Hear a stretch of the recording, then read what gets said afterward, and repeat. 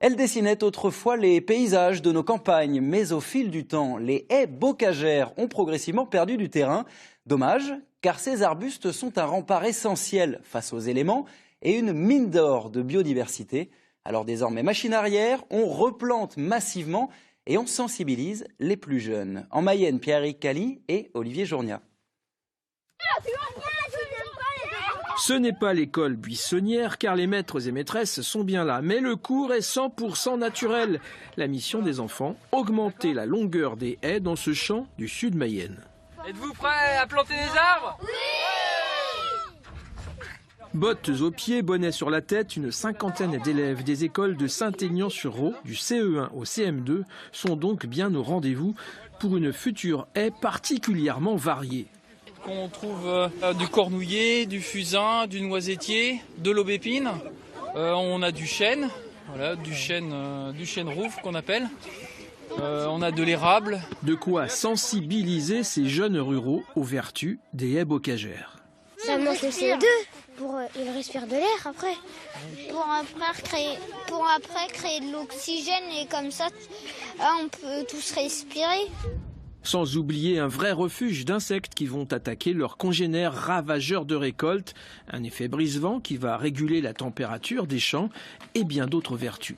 D'ailleurs, pour ces agriculteurs en herbe, la journée est consacrée à la découverte des espaces naturels. Qu'est-ce qui se passe au printemps ? Vas-y. Les feuilles deviennent de n'importe quelle couleur, jaune. Au printemps, t'es sûr ? Non, ça c'est en automne. Eh oui, mais ce n'est pas grave, il n'y a plus de saison, mon pauvre monsieur. Alors, pour continuer cet éveil à la nature, l'association des enfants et des arbres propose, grâce à des comédiens, une petite scène de théâtre interactive. Sans l'arbre, la terre ne vit plus.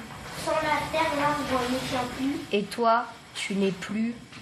Les enfants qui ont passé une journée à faire réfléchir sur des textes sur les arbres, faire du théâtre sur les arbres, faire des promenades nature et planter, le soir, si leur papa arrache des arbres chez eux, ça va poser des problèmes.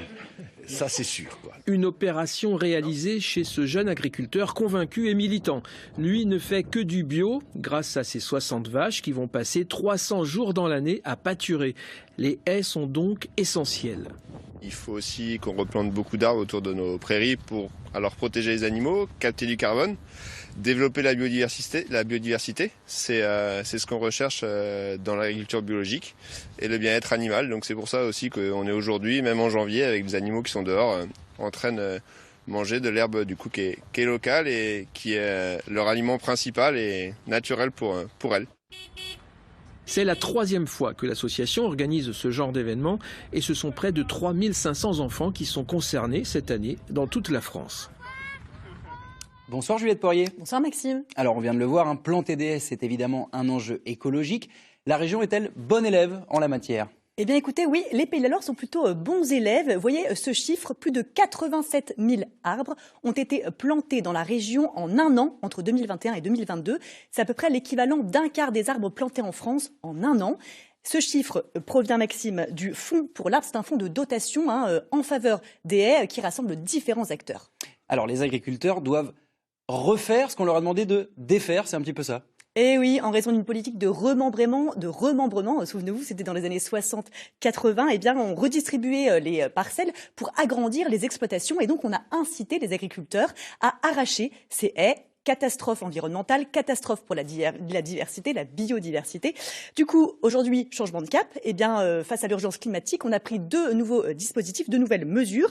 La première, c'est le label haies. Qu'est-ce que c'est que ce label ? Eh bien, c'est un label qui définit les principes d'une gestion durable des haies. C'est la gestion en termes de certification, de gestes pratiques, de gestes techniques ou même d'essence à planter.